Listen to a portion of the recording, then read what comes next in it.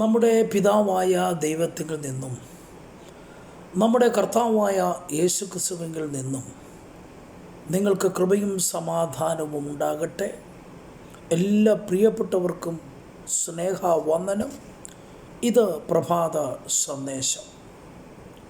റോമാലേഖനം 8-ാം അധ്യായത്തിൻ്റെ 28-ാം വാക്യത്തിൽ നാം ഇങ്ങനെ വായിക്കുന്നു: എന്നാൽ ദൈവത്തെ സ്നേഹിക്കുന്നവർക്ക്, നിർണയപ്രകാരം വിളിക്കപ്പെട്ടവർക്ക് സകലവും നന്മയ്ക്കായി കൂടി വ്യാപരിക്കുന്നു. ഇവിടെ അപ്പോസ്തലൻ ഓർപ്പിക്കുന്ന അതിശ്രേഷ്ഠമായ ഒരു കാര്യം,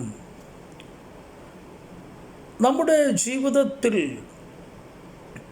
ഒരു ദൈവഭക്തൻ്റെ ജീവിതത്തിൽ സംഭവിക്കുന്ന സകല കാര്യങ്ങളും അവിചാരിതമായിട്ടോ ഒരു പ്രത്യേകമായ വിഷയമായിട്ടോ അല്ല, മറിച്ച് അതിൻ്റെ മുമ്പിൽ ദൈവികമായ പരമപ്രധാനമായ ചില ഉദ്ദേശങ്ങളും നാം പ്രാപിക്കുവാൻ പോകുന്ന ചില അനുഗ്രഹങ്ങൾ നമുക്കവിടെ കാണുവാൻ കഴിയുന്നു.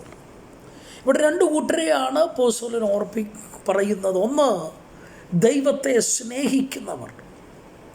രണ്ട്, നിർണയപ്രകാരം വിളിക്കപ്പെട്ടവർക്ക്, സകല കാര്യങ്ങളും അല്ലെങ്കിൽ ദൈവത്തിൻ്റെ പദ്ധതി അനുസരിച്ച് വിളിക്കപ്പെട്ടവർക്ക്, ദൈവത്തെ സ്നേഹിക്കുന്നവർക്ക് സകല കാര്യങ്ങളും, ഒരു ദൈവഭക്തൻ്റെ ജീവിതത്തിൽ സംഭവിക്കുന്ന സകല കാര്യങ്ങളും അവരുടെ നന്മയ്ക്കായിട്ടാണ് കൂടി വ്യാപരിക്കുന്നത്. അത് നമുക്കറിയാമല്ലോ, നാം അറിയുന്നല്ലോ എന്ന വിഷയമാണ് ഇവിടെ അപ്പോസ്തലൻ പറയുന്നത്. നോക്കണം, അവരുടെ നന്മയ്ക്കായി, അല്ലെങ്കിൽ സംഭവിക്കുന്ന സകല കാര്യങ്ങളും, സകല സംഭവങ്ങളും, ജീവിതത്തിലുണ്ടാകുന്ന സകല കാര്യങ്ങളും അത് എത്തി നിൽക്കുന്നത്, അല്ലെങ്കിൽ അത് ചെന്നെത്തുന്നത് അവരുടെ ജീവിതത്തിലെ വലിയ നന്മയിലേക്കും വിടുതലിലേക്കും വാഗ്ദത്ത നിവൃത്തിയിലേക്കുമായിരിക്കും. അതാണ് അപ്പോസ്തലൻ ഇവിടെ ഓർപ്പിക്കുന്നത്, ദൈവത്തെ സ്നേഹിക്കുന്നവർ. നോക്കണം, ഇവിടെ അപ്പോസ്തലൻ യാക്കോബ് അപ്പോസ്തലൻ പറയുന്ന ഒരു കാര്യം വളരെ ശ്രദ്ധേയമാണ്. 1-ാം അധ്യായം, യാക്കോബിൻ്റെ ലേഖനം 1-ാം അധ്യായം 12-ാം വാക്യത്തിൽ ഇങ്ങനെ വായിക്കുന്നു: പരീക്ഷ സഹിക്കുന്ന മനുഷ്യൻ ഭാഗ്യവാൻ, അവൻ കൊള്ളാകുന്നവനായി തെളിഞ്ഞ ശേഷം കർത്താവ് തന്നെ സ്നേഹിക്കുന്നവർക്ക് വാഗ്ദത്തം ചെയ്ത ജീവകിരീടം പ്രാപിക്കും. കർത്താവ് തന്നെ സ്നേഹിക്കുന്നവർക്ക് ഒരു വാഗ്ദത്ത കിരീടം വെച്ചിട്ടുണ്ട്. അതുപോലെ തന്നെ പത്രോസ്ലീഹ പറയുന്നുണ്ട്: അല്പകാലത്തേക്ക് കഷ്ടം സഹിക്കുന്ന നിങ്ങളെ ക്രിസ്തുവിൽ തൻ്റെ നിത്യ തേജസ്സിനായി വിളിച്ചിരിക്കുന്നു.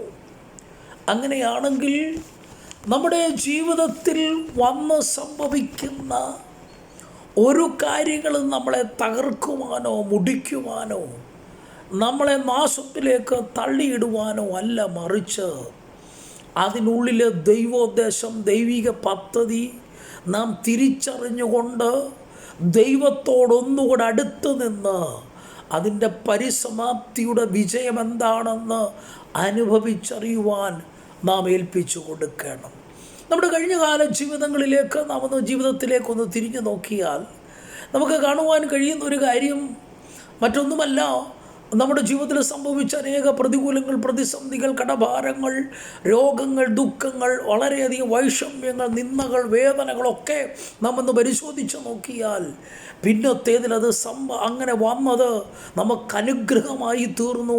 സങ്കീർത്തനക്കാരൻ പറയുന്നത് പോലെ, ഞാൻ കഷ്ടതയിലായത് എനിക്കേറെ ഗുണമായി എന്ന് പറയുന്നത് പോലെ, നമ്മുടെ ജീവിതത്തിൽ ദൈവത്തെ നാം സ്നേഹിക്കുന്നെങ്കിൽ, ദൈവത്തിൻ്റെ നിർണയപ്രകാരം വിളിക്കപ്പെട്ടവരാണെങ്കിൽ, ദൈവിക നന്മകൾ അനുഭവിപ്പാൻ ദൈവകരങ്ങളിലേക്ക് നമുക്ക്